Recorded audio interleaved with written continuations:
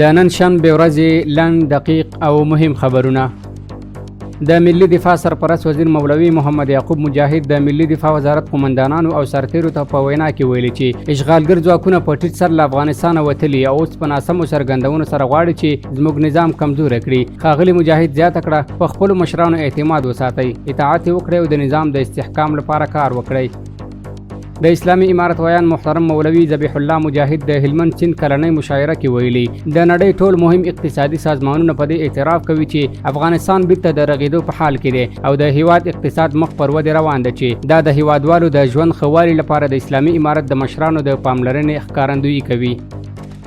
د خوړو درملو ملي ادارې رئیس ډاکټر عبدالباري عمر ملت ته د حساب ورکولو پروګرام کې ویلي تیر 20 کاله په بیلابیلو نومونو بې کیفیته توکي افغانستان ته راواردېدل، خو اوس د هیواد په ټولو ګمرکونو کې د خوړو او درملو ملي ادارې استازي موجود دي او هیواد ته د بې کیفیته توکو د واردولو مخنیوی کوي.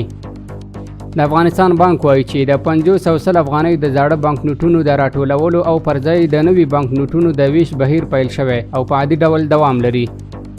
کورنۍ چارو وزارت ملت ته د دولت حساب ورکولو پروګرام کې ویلي تیر کال د کورنۍ چارو وزارت د نشهیي توکو پر وړاندې د مبارزې معینیت منصوبینو په هیواد کې 22,921 هکتار ځمکه له کوکنارو څخه پاکه کړې ده. کابل ښاروالۍ وایي د رحمان مینې په ای برخه کې د زرغونې سیمې د جوړولو چارې روانې دي.